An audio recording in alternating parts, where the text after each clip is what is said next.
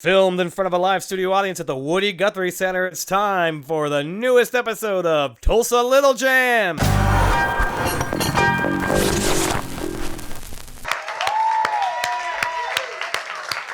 happening? What's happening, Cassie? Hey. Hey, how you doing? What are you doing here? What's that? This is a cord stick, sir. Is that really what it's called? Cord stick? It is actually what it's called. I just wandered in off the street, apparently. Welcome, everybody, to another edition of Tulsa Little Jam. My name is Juan Reynoso. I am the host of this excellent show, now in its second season, and we're super excited about tonight. This is like a very, just like soothing kind of, I would say like a rootsy. It's a groovy night. It's a very rootsy kind of sound that you're going to hear tonight. I was turned on to this group, Cassie Latshaw, by our engineer, actually, who recommended her. And I took one listen and was like, absolutely. And I feel like it took us a bit to get you on. Yeah. I'm a busy lady. No, I'm kidding. Yeah.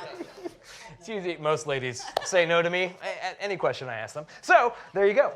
So anyway, with that, I welcome everybody, Cassie Latshaw.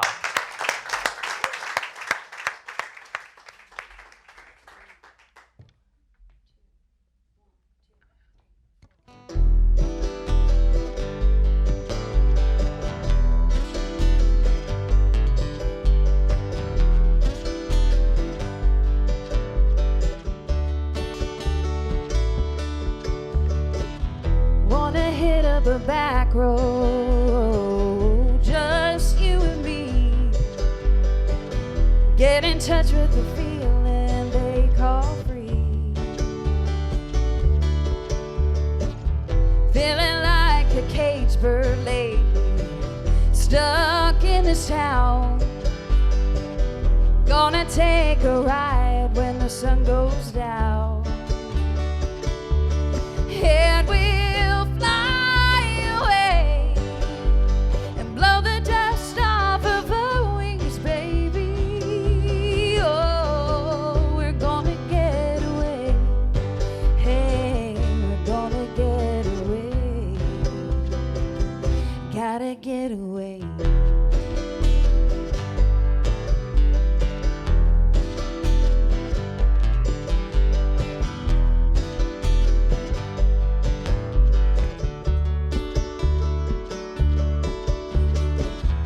I got family in Arizona. You've got family in Philly. We can set out driving across the USA. I don't care where the road may take us. I don't care where our heads may lay. Long as I got you, I'll be okay. And we'll fly away and blow the dust off of our wings, baby. Oh, we're gonna get away. Hey, we're gonna get away. Gotta get away.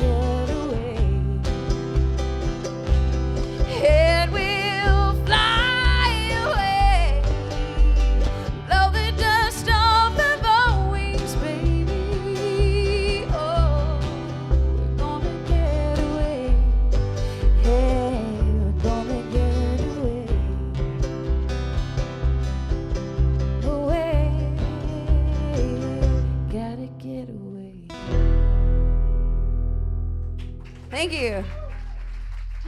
This episode of Tulsa Little Jam is brought to you by... I was blown away by the voice. The voice, the range and stuff, really just, I don't know. I mean, I think it's not, I don't want to say it's rare, but when you hear a voice that has that kind of range and stuff from what could be called belting, but it's not belting. Sure. It just sounds like it's for you. It's just like taking a step. the way you just hit those those notes when you really get passionate and stuff. I found that just fantastic. Thank you. Fantastic. It's mostly from yelling at my kids And your husband. and my husband. Yeah. Yeah. It's good practice. So the Wolfer Man song that was inspired by your husband, basically. Well, I think it's just inspired by the just most men in general with blue eyes, silver-tongued devils, you know.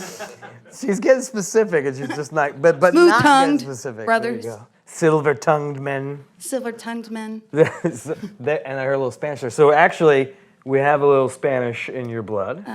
Yes, very, very, very little, but yes, there is some Spaniard in me. And speaking of history, though, you have a very long, very rich musical history. Can you tell us a little bit about that? Sure. A lot of my family has been involved in music, and it just kind of came with the territory. Either, you're going to be a deadbeat or you'll be a musician, so...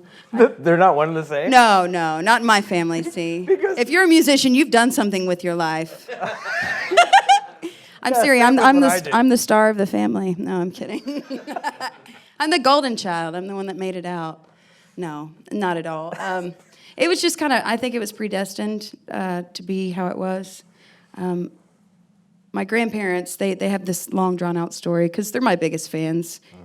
For the longest time, they would travel around and take me to different venues to perform, and they were always kind of like my managers. They were booking me gigs and getting me places. So starting at, like, what age? 5. Oh, geez, really? Yeah, I started performing when I was 5.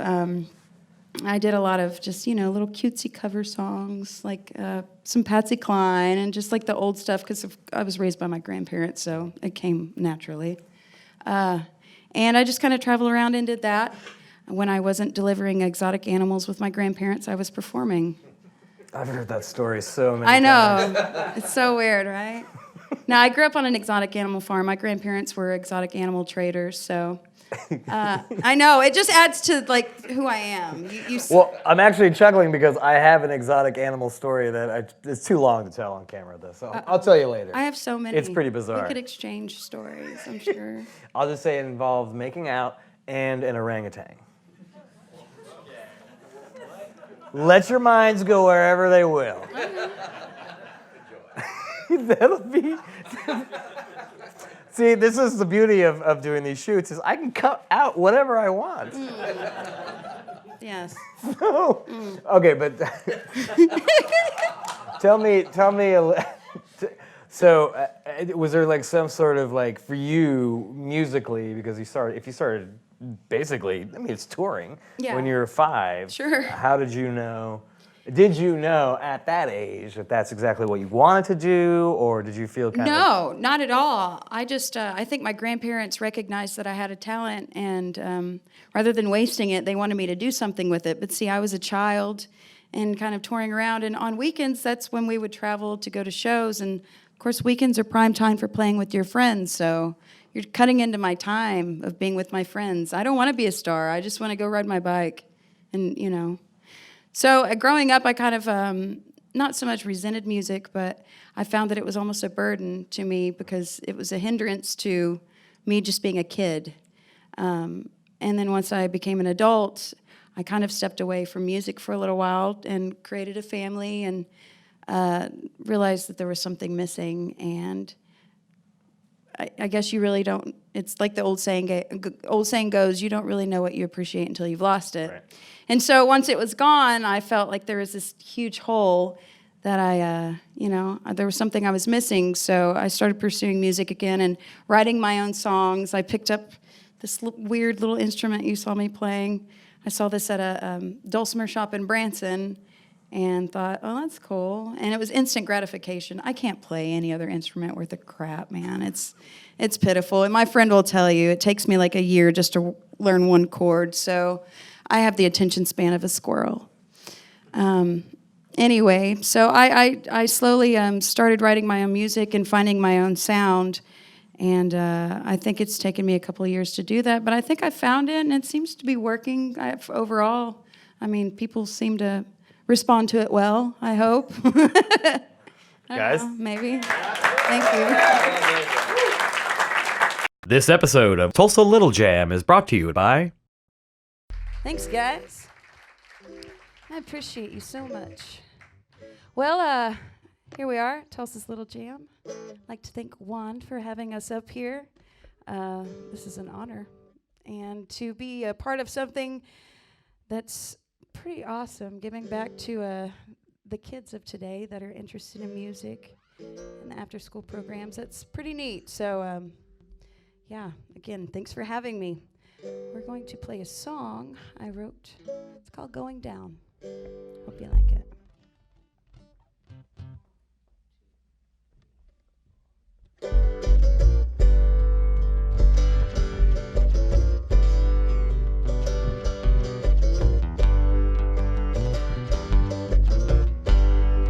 How in the hell do you expect me to eat all these lies you've been feeding me?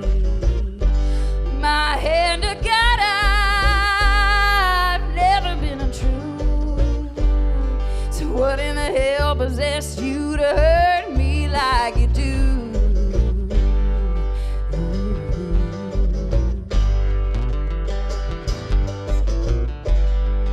Wine-stained lips and the smell of cheap perfume.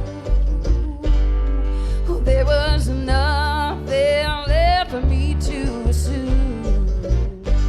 Our wedding pictures scattered on the wall. Well, that didn't matter much to you at all. You got me going down, down, down,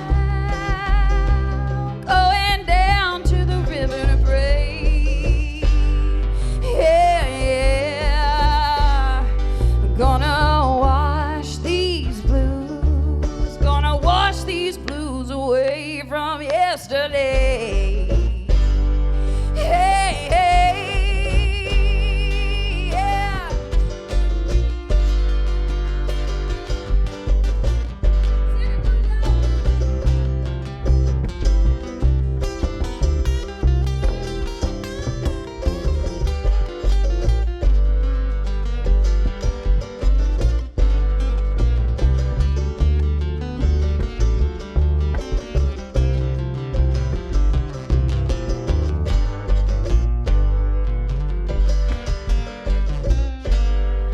Going down, down, down, down. I'm going down to the river to pray. Gonna wash these blues away. Gonna wash away from yesterday. Gonna wash my soul in the fishing hole and be rid of your love this day. I'm going down, down, down, down. I'm going down to the river to pray. Hey, hey, yeah. Whoa,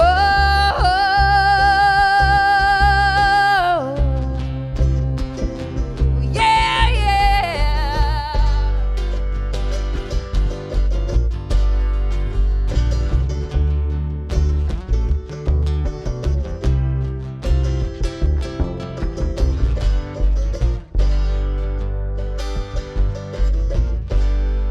Going down, down, down. Going down to the river to pray. Yeah, yeah. Gonna wash these blues. Gonna wash these blues away from yesterday.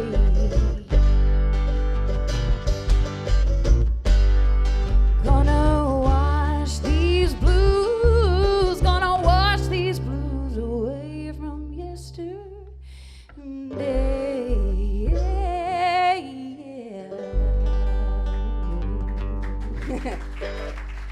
Thank you. This episode of Tulsa Little Jam is brought to you by... I was surprised I hadn't heard of you. And I thought the voice was beautiful, and the music. The lyrics are all very, very. There's a lot of. I feel like there's a lot of introspection. There's a lot of storytelling for sure. Yeah. Which goes. Would you call it a folk Americana? What would you call it? I don't know what I would call I call myself Cassie, but apparently that's not like a genre. So folk Americana, You could start it. the bluegrass, blues, country, I don't know, Bluegrass. all of the above. It kind of is just a giant collaboration of all the good things. All of them. All the good things, I hope. But so how do you get inspired for each song? Because it's cool because you've made a lot of use of YouTube and stuff like that with just playing by yourself too. I've seen a lot of those videos. I have, but then again, I haven't. My computer at the time was of poor quality when recording. So if you do look up any of my YouTube videos, you'll notice I added like clouds and different noises in the background because the audio sucks. So I wanted to, give you a reason to watch instead of being like, this is terrible. I can't hear what she's saying. Or I can't hear what she's singing, but at least you see little clouds and stuff going on in the background, so that's entertaining, I hope. But there's a reason you do that. Well, there's a reason I do that. Yeah, I'd like to, share my music with people. I write a lot when I'm mad or when I'm frustrated or when I feel like there's a general, injustice being done, and that seems to be inspiring. I don't really write it a whole lot when I'm happy. I know that sounds weird, but I think a lot of musicians can relate with that. It takes feeling something to really dive deep and put something on paper and make it, make sense to the rest of the world too. Yeah, I was just thinking about that. What kind of happy songs? I mean, I'm sure you guys will name 50, but for me, the layers and complexities of pain and the only other emotion that I can think of that can be both painful and joyous is love. Sure. I write a lot of songs about cheating men because that just generally seems to go well with the ladies. Let's be honest. We can all relate somehow or another. And men, you probably have done things that you weren't proud of. So you can. I've never cheated in my life. No, but I'm saying I tend to write a lot of songs about that. But in all reality, I have a pretty sweet guy at home. It's just, the cheating songs sell a little better, so. So every time you're shopping, it's just I didn't do that, I swear to God. So he's like, can you just clarify on stage to people that this song isn't about me? Because every time you play it, people seem to turn around and give me dirty looks, they want to be protective of you. And so, yeah, I have written one sweet song about my husband. I told him he'd get one, so. She never plays it. I don't play it. It's on the B side. It is. It really is. Sorry. This episode of Tulsa Little Jam is brought to you by... A lot of the times when I say I'm going to sing my song called Going Down, a lot of people give me a really puzzling look. So I usually have to, follow that up with, it's not at all a sexual reference, I promise. Anyway, you probably didn't need to know that. I'm gonna play you a song I wrote about a wolf or a man. I mean, same difference. It's called Wolves Like You, and I hope you like it.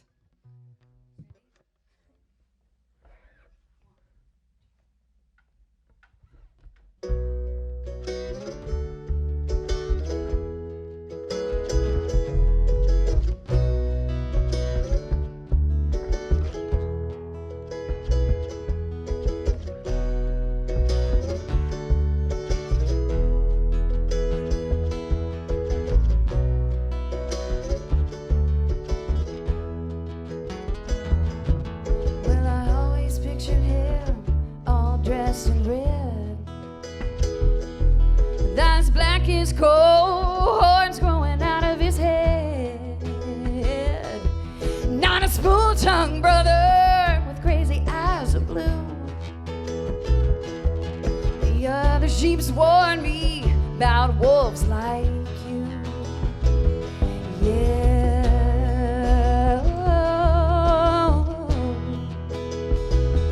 wolves like you.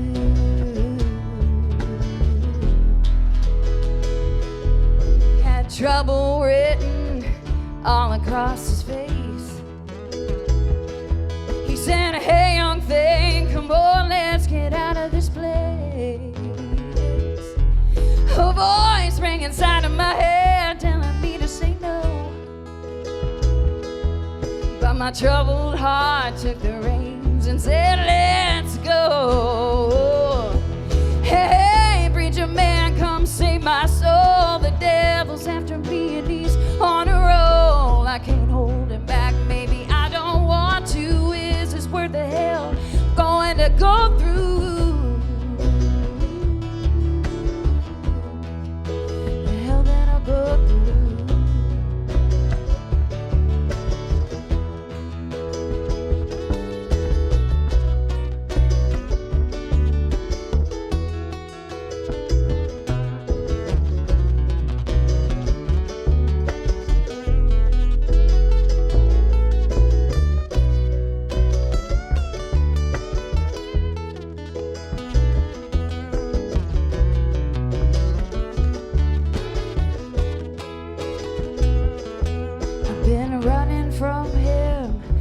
Since I was little, 'cause even as a baby the Bible was fed like a bottle. My mama done warned me about milking cows for free. I never knew temptation could look so good to me. Yeah. Hey, preacher man, come save my soul. The devil's after me and he's on a roll. I can't hold him back, maybe I don't want to. Is this worth the hell going to go through? Hey, preacher man, come save my soul. Devil's after me and he's on a roll. Can't hold back, maybe I don't want to. Is this worth the hell going to go through? The hell that I go through.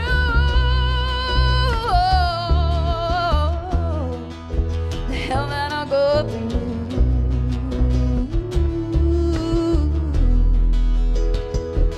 Wolves like you.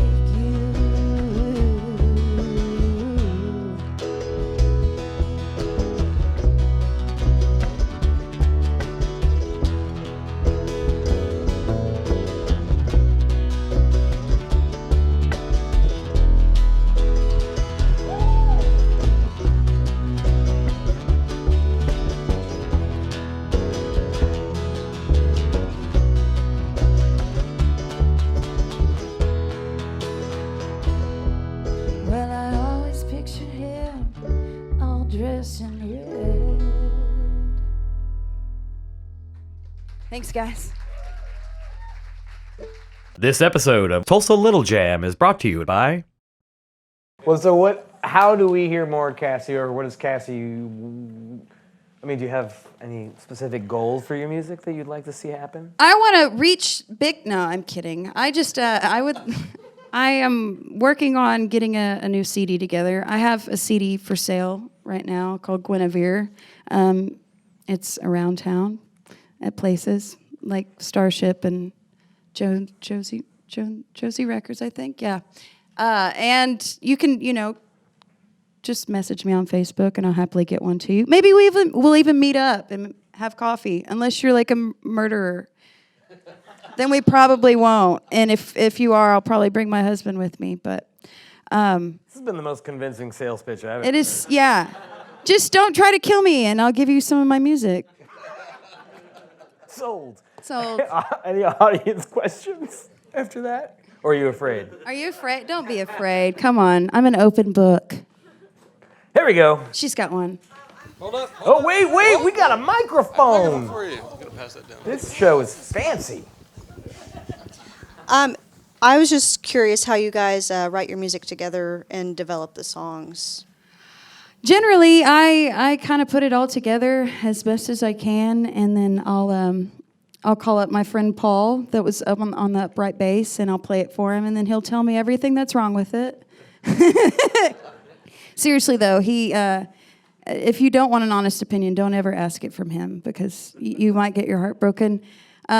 But generally, I'll write something down, and I'll get it together, and I'll arrange it, and feel good about it, and I'll call him and see what he suggests. And usually he gives me pretty good pointers, and or other times I'll just be like, screw off, Paul. I think it's great. Like, you suck. It's the best. You don't even know what you're talking about. But most of the time I do listen. So Really, it's just kind of me, and then I just kind of throw things out in the universe and see what people like, and then they give me feedback, sometimes good, other times bad. Paul? Yes, question up here in the front. You mentioned the tradition of music culture in your family. Yeah. Music bug bitten your kids yet? You know, my daughter, she actually performs with me at Woody Fest every year. For the last couple of years, she sang a song with me. She seems to be bitten pretty hard by it. My son, he could care less. He's into Fortnite and all things boys at 10 years old. So I'm hoping that he'll eventually want to pick up guitar to impress a girl or something later on in life, and it'll stick. But who knows? We'll see. My daughter seems to really like it, so cross your fingers. You can hear something from her later. But you don't push it on her. I try not to, because it was pushed kind of on me as a exactly. kid, and I learned to resent it. So I don't want that. I want them to always embrace it and love it. I think with anything you get burnt out, and that's kind of what I did. Right. But I'm hoping that they'll just kind of engage in it on their own and create their own style. Any other questions? Come on. No? Nothing? So where are you playing next? Oh, where am I playing next? I will actually be at the Woody Fest in Okemah. I'll be playing at the Hen House on the 13th at 12:30. So if you're around or you just want to come check out the festival, I'll be in the air-conditioned stage. So I think you'll like it there. It's nice, and they serve food. We serve food. They serve food here too. I had no idea. This episode of Tulsa Little Jam is brought to you by... Sure, appreciate you guys sitting and listening. If you guys are out and about in the Oklahoma area, which I assume most of you Tulsa people are, there's going to be a really cool festival dedicated to Mr. Woody Guthrie in Okemah in the second weekend of July. So if you like folk music and you like what Woody stood for, you should really come and check it out. We're going to have a lot of really cool musicians out there this year. Anyway, this is going to be my last song. Again, my name is Cassie Latshaw. This is my friend Tyler Pigg to the left here, strumming away, and then thumping away on the bass, we have Mr. Paul Wilkes. They're real badasses. They deserve the applause. I'm just the strummer. They're the actual musicians. Anyway, I get a lot of friends telling me, we all have hard times and we all like to gripe about stuff a lot, but you just kind of have to remind yourself that no matter how bad it is, it's still not the end. You still got some time to fix it and go on, and that's what this song is about. Hopefully it gives you hope. If it doesn't, well, the message is lost on you.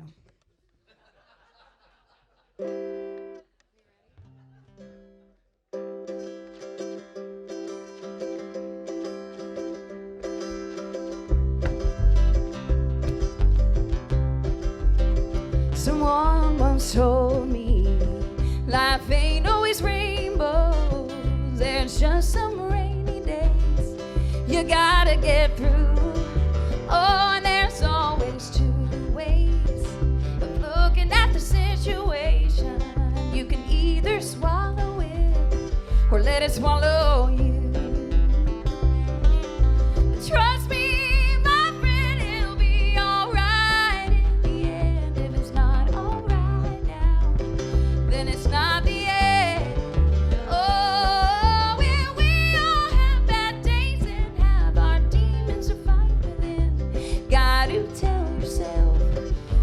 not the end. All right.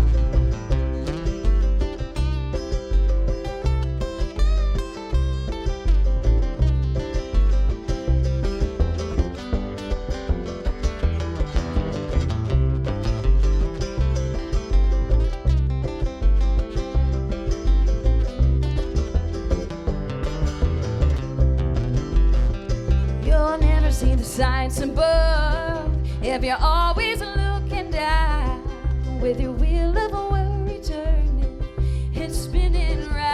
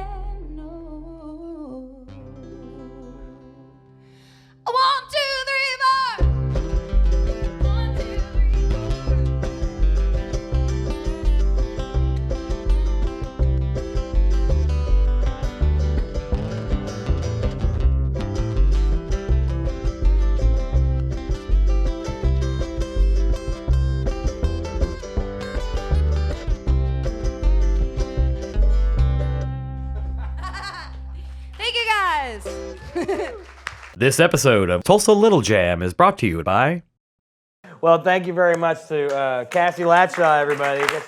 And thank you once again for tuning in for this latest edition of Tulsa Little Jam. We'll see you in the next episode, everybody. Thank you. That was awesome. Hey, hey.